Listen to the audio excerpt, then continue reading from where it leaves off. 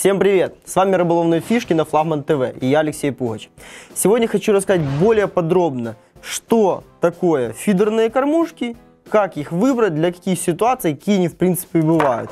Так что не будем затягивать и расскажу вам более подробно о фидерных кормушках.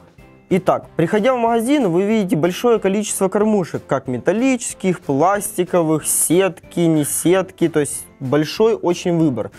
Какие они в принципе бывают? Это всем известно, я уже сказал, это пластиковая кормушка, это металлическая кормушка. Это первое отличие. Второе, чем кормушки могут разделиться. Например, пластиковые. Они бывают с сеткой, бывают закрытые и бывают такие комбинированные, что посередине идет закрытая часть и по бокам сеточка. Также у разных вариаций кормушек бывают они еще с крылышками. Это один вариант.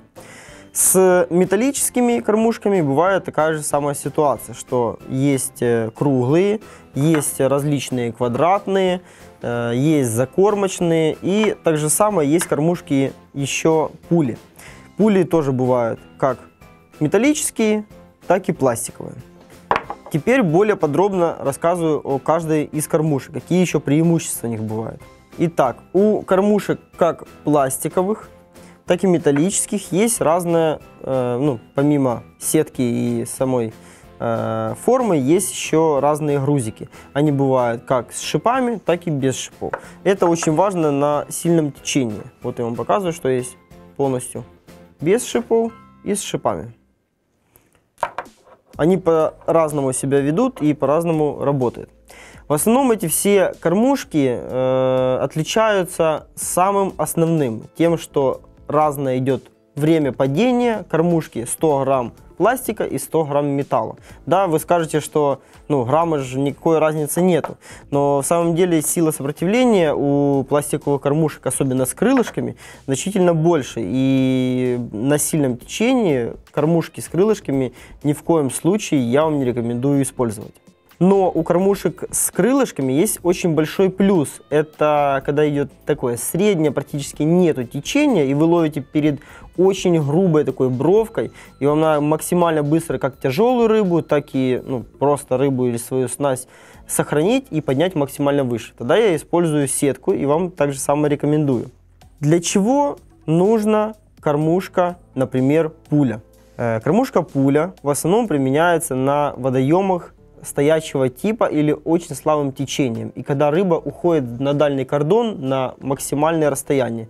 Это у каждого расстояние это разное, там 60 плюс я бы назвал бы. Потому что все-таки кормушку классической формы на стоячем водоеме очень тяжело забросить. У кормушек пуля есть еще большое преимущество помимо дальности. Это точность заброса.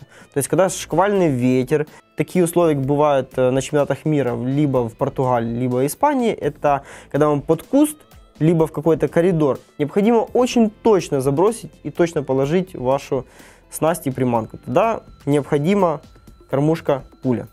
Я в основном кормушки такого типа использую при ловле, такой темповой ловли, и когда необходимо капризную рыбу, такую плотву, например, закублить практически в толще, чтобы максимально четко попадал там в расстояние метр или еще более точнее.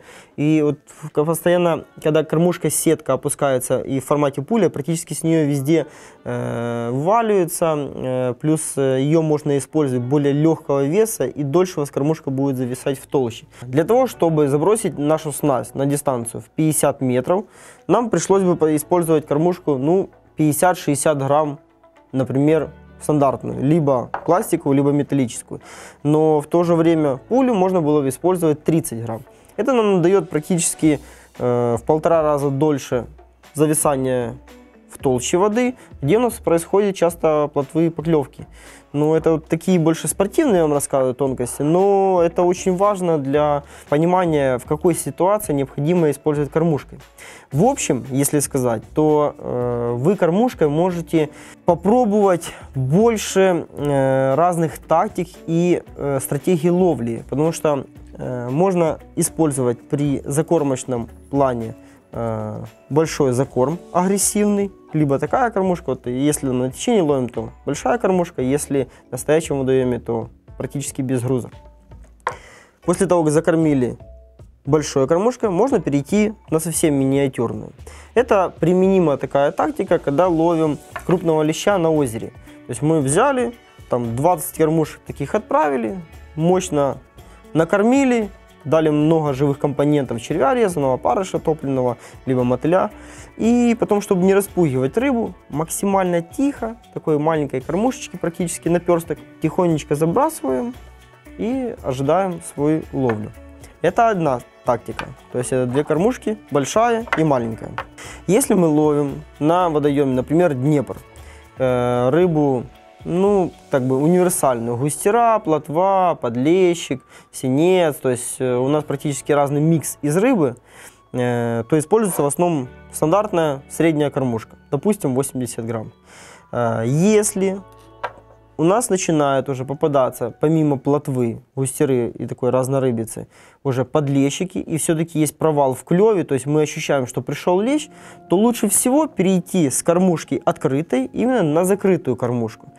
Это нам даст меньше активности в придонном слое, меньше мы будем прикормки распространять в толще, и все-таки мелкой рыбе уже будет неинтересно, а более крупной рыбе с закрытой кормушки будет распадаться полностью в придонном слое, более инертно, и мы должны знать, что если поставили кормушку закрытого типа, то необходимо будет поставить себе больше тайминг, то есть время ожидания. Если мы ловили там стандартная кормушка в минуту, то здесь стоит 2 минуты подождать. Также есть закрытые кормушки с небольшими сетками. Есть у меня сейчас вот как вариант. Есть вот полностью такие кормушки, которые закрытые практически. Они не сильно применимы в наших условиях, и я вам не рекомендую такие кормушки использовать. Их минус в том, что при сетке мы все-таки уже настроили определенная сила нажатия прикормки в кормушку, и идет распадение, которое нам уже привычное.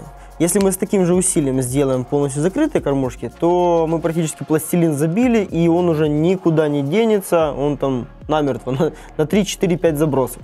Нам это не нужно. Основное правило фидерной ловли, чтобы у нас каждый раз кормушка, забитая с кормом, доходила до дна, там корм выходил, и мы доставали пустую кормушку.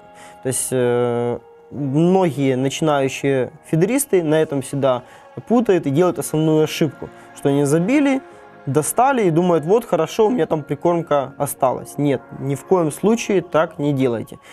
Даже если у вас не было поклевки, то лучше всего сделать и небольшой рывок или медленно стягивайте. Если вы уже умеете контролировать снасть, то немного стягивая, вы чувствуете силу сопротивления кормушки.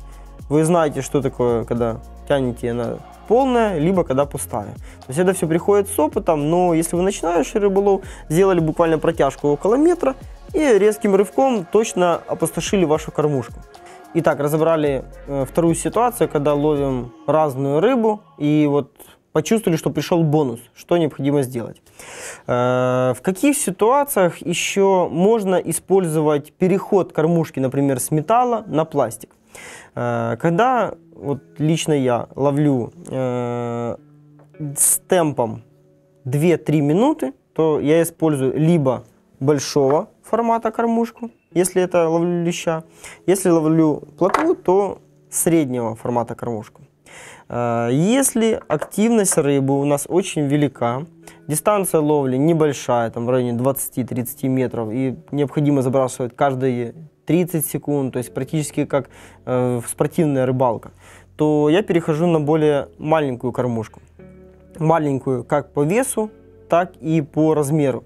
Если мы будем ловить большой кормушкой, например, такого размера, активно рыбу каждые 20-30 секунд, то есть до минуты темп, то нам прикормки, не знаю, должно быть очень много, 10 килограмм мы должны ее замешать. И она практически не особо нам будет в плюсе, мы можем только рыбу лишний раз перекормить. Мелкая рыба, активная, я считаю плотву до 150 грамм, это довольно-таки среднюю активную рыбу, которая активно может кублиться и динамично у вас клевать на вашу насадку. Ей не нужно прям большую гору прикормки. Необходимо мелкофракционной смесью создать облако мути и постоянно поддавать. Для того, чтобы постоянно подавать и дольше кормушка зависала в толще, это необходимо использовать маленькую кормушку. В основном в приоритете это пластиковые кормушки. И ситуация, в которой я в основном использую металлические кормушки. Это в основном сильная река без такой злой бровки. Из таких рек у меня из опыта есть река Десна, на которой глубина 3-4 метра, и нету такой прям бровки, как на той же самой Киевской набережной, либо в Украинке, когда очень лютая бровка, начиная с 9-10 метров, выскакивает сразу на 2 метра, то есть как стена. Такого нету, и в таких пологих местах, реках, я использую в основном кормушки металлические полностью и желательно с шипами. Все-таки шипы на кормушки добавляют примерно 10 грамм к весу. И что это обозначает? Если кормушка с плоским дном, можно использовать 110 грамм, чтобы она держалась, то с шипами можно использовать спокойно 100 грамм, и она будет стоять точно так же, как 110 с плоским дном. То есть такая вот аналогия. Но опять же, с плоским дном она в основном применима в весе от 40 до 80 грамм. Ну, это по опыту, вам точно скажу. И что хотел еще отметить по кормушкам-пулям. То есть есть такая больше как бы и тенденция, и мода сейчас ловить пулями, потому что это легко забрасывать, это точно, и это очень удобно как в забивании, так и в процессе подачи вашей прикормки и живых компонентов. Для поисковой рыбалки на дальнем картоне необходимо использовать все-таки большего формата кормушки. Но, например, если вы хотите дать большое количество опарыша, либо резаного червя, то с кормушек сеток это у вас не сильно получится. В таком плане вам будет применима уже кормушка с закрытым типом, пластиковая. Ну и, конечно же, какие рыболовные фишки без лайфхака. Что можно сделать с кормушкой, вот, если у вас есть только, например, пуля, либо любая сетка, металлическая, пластиковая, неважно. Но в основном я это всегда применяю с металлической. Разбираем ситуацию. Дальний рубеж, у вас есть только кормушка металл, и вам необходимо забрасывать на дистанцию 70 метров точно, но вы хотите дать большое количество опарыша, либо маленького опарыша пинку. Через такую крупную сетку она, естественно, выпадет, как вы не рисовали бы в кормушке. Для этого нам понадобится изолента. Вы можете изолентой обмотать, сделать небольшой шар, то есть один слой или второй, обмотать несколько витков, и у вас получается с кормушки сетки, получается закрытая кормушка. Так что пользуйтесь, это очень применимо даже во время соревнований. Ты достаю с рыболовного ящика сразу изоленту, сделал несколько витков, и сразу же на следующий заброс уже у тебя закрытая кормушка. Так что это действительно эффективный метод. Попробуйте, отпишитесь в комментарии, знали ли вы о таком методе. Ну что, ребят, сегодня вот рассказал вам, какие бывают фидерные кормушки, в каких ситуациях их лучше применять и для чего вообще они нужны. С вами был Алексей Пугач, рыболовные фишки на Флагман ТВ. Не забываем ставить лайки, подписываться на наш канал, ну и активируйте колокольчики, чтобы не пропустить интересную информацию. Потому что у нас есть всегда что вам рассказать, показать и поделиться с вами полезной информацией. Всем пока!